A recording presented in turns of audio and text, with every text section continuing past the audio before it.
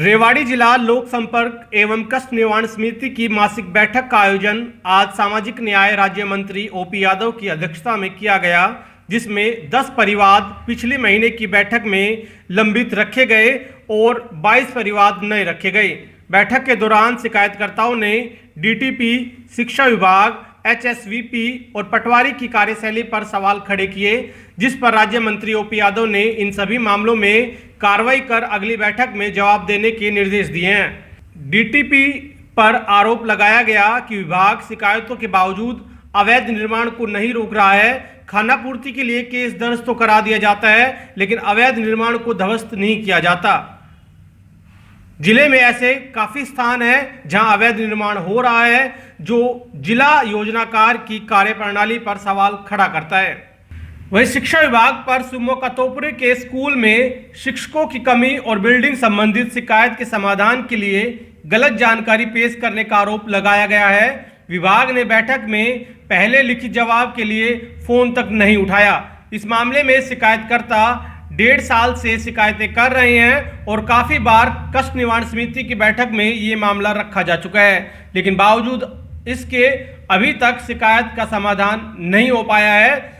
इस बार मंत्री ओपी यादव ने शिक्षा अधिकारी को एक लास्ट चांस दिया है और फिर भी अगर कार्रवाई नहीं होती है तो अगली बैठक में शिक्षा अधिकारी के खिलाफ कार्रवाई की जा सकती है। इसके अलावा एक परिवादी ने पटवारी पर रिकॉर्ड गायब कर घूस मांगने का आरोप लगाया है, जिस मामले में मंत्री ने डीसी को इस मामले में जांच कर कार्रवाई करने के निर्देश दिए हैं। वहीं खाद्य आपूर्ति विभाग से संबंधित एक मामले में सामने आया कि जिस डिपो धारक को विभाग ने डिफाल्टर घोषित किया हुआ था, उसी को दोबारा डिपो होल्डर बना दिया गया। शिकायतकर्ता ने कहा कि डिपो धारक ने गरीबों का हकों का राशन डकार लिया और मरे हुए लोगों के नाम का राशन भी हजम कर लिया। इस मामले में राज्य मंत्री ने डिपो धारक को सस्पेंड कर जांच के बाद केस दर्ज करने के निर्देश दिए हैं। और मई के महीने का पूरा राशन बाजार में बेच जाएगा, पूरे के पूरे। एक स्टेट वाला तो बांट दिया, सेंटर वाला जो माननीय मोदी का था प्रधानमंत्री का, वो बेच खाए और 40-50 आदमियों को मरे हुए के राशन खा रहे हैं। और मेरे को ये कहने लगे तू 5-7 दिन रहती इसको FI लॉन्च कर देंगे, इसको बंद कर देंगे। 8 महीने लगे उसको राशन देते रहे और फिर वो राशन बंद करके फिर दोबारा राशन खोल दिया। आगे पीछे नहीं, ऐसा आदमी कोई है ही नहीं जो मरे हुए के राशन खा जाए, कोई नहीं है ऐसा। इससे बढ़ के है क्यों क्या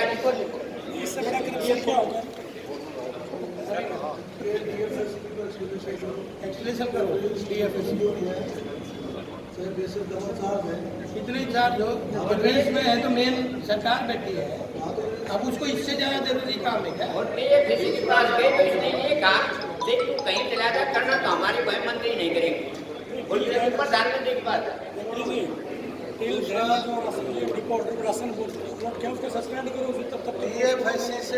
ओनली लोग कह रहे हैं, ऐसा कभी होता नहीं है। अक्सर आपकी बैठक में हर डिपार्टमेंट के अधिकारी नहीं, किसी डिपार्टमेंट से संबंधित भ्रष्टाचार का नहीं है, इरेगुलरिटीज का है।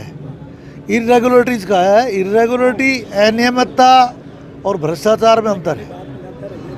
एक भी मामला ऐसा नहीं आया किसी ने घूस मांगी हो, किसी ने घूस नहीं आया।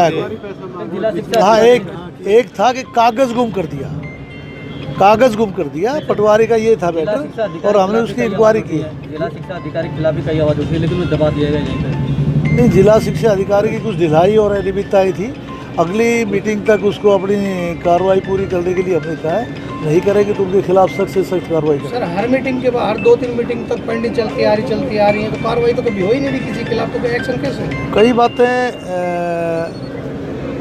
कोई परिवाद अधिकारी से सीधा संबंधित होता है, उसको अपनी कलम से हल करना होता है। और कुछ परिवाद ऐसे होते हैं जो यहाँ का अधिकारी ऊपर के किसी अधिकारी से सोल्व करवा के लाना होता है, उसमें 1-2 तारीख का समय फालतू दिया जाना उचित होता है।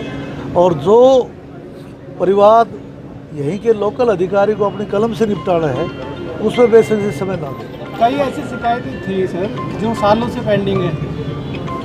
सालों से लोग परेशान हो रहे हैं, अधिकारियों के दफ्तर के चक्कर लगा रहे हैं, बावजूद उनके समाधान नहीं हो रहा है। तो लगता नहीं कहीं ना एक जैसे कहीं 15 अधिकारी काम नहीं कर रहे, 10 साल उसी के चलते इस तरह से 10 साल से एक आना व्यक्ति को उसके प्लाट पे कब्जा नहीं मिल रहा, उसकी डिमार्केशन हो सकता है 10 साल से नहीं मिला, हो सकता है 12 साल से नहीं मिला। जहाँ तक हमारी ग्रीवेंस कमेटी का सवाल है, उसके अंदर ये मैटर अब से 1 महीने पहले आया। हो सकता है 15 साल से ना मिला हो। जब तक कोई कहीं आकर उचित जगह पर अपनी बात ना रखे तो उसका समाधान ग्रीवेंस कमेटी वालों के पास या जिला प्रशासन के पास थोड़ा सारे तो आप तक पहुंच नहीं पाएंगे ना, जाएंगे तो डिपार्टमेंट में नहीं, डिपार्टमेंट में भी जहाँ जाएंगे तो यहाँ डिप्टी कमिश्नर के पास आए हों, किसी एमएलए मंत्री के पास गए हों। सर ये एक हफ्ता से ना डीएपी खाद को लेकर मारामारी है, किसानों ने अब अल्टीमेटम दिया है 2 दिन तक अगर हालात नहीं सुधरे तो अनशन तक जाएंगे। देखिए ये सीज़न की बात होती है और उसके अंदर कभी रैक 2 दिन 100 किलोमीटर पीछे है, 2 घंटे बाद आ रहा है, 2 घंटे पहले आ रहा है, ये एडजस्टमेंट होती है। वरना ऐसी बात नहीं है कि खाद की कमी हो। आगे पीछे मैं समझता हूँ अभी जो पीछे से भी आवाज़ दे रहे हैं कि 1000 बोरों का रैक उतर गया है। 1000 MT का रैक लग गया आज।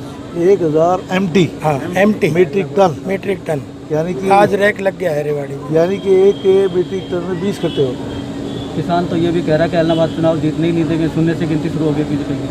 ये प्रजातंत्र में लोगों की अपनी मर्जी है और रिजल्ट बताएगा।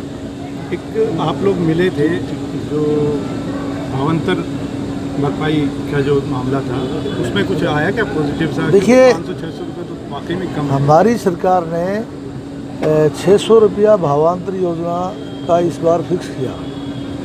जिस दिन हमने फिक्स किया उस दिन जब बाज़ार की कम से कम 10 मंडियों से मालूम किया गया कि बाजरे का क्या भाव चल रहा है, तो उसके अंदर आया कि 1600 1650 रुपये का भाव चल रहा है। हमने 600 रुपये का भावांतर दे दिया। अब कुछ मार्केट में रेट घट गया तो बट नेचुरल किसान को तकलीफ़ होगी और किसानों के नुमाइंदे होने के नाते हमें भी तकलीफ़ हुई। और हम सारे विधायक दक्षिण हरियाणा के जो बाजरा ग्रोविंग एरिया है हमारा, हम इकट्ठे होकर मुख्यमंत्री जी को अपने किसानों की परिवेदना बताई और उसके बारे में विचार हो रहे हैं।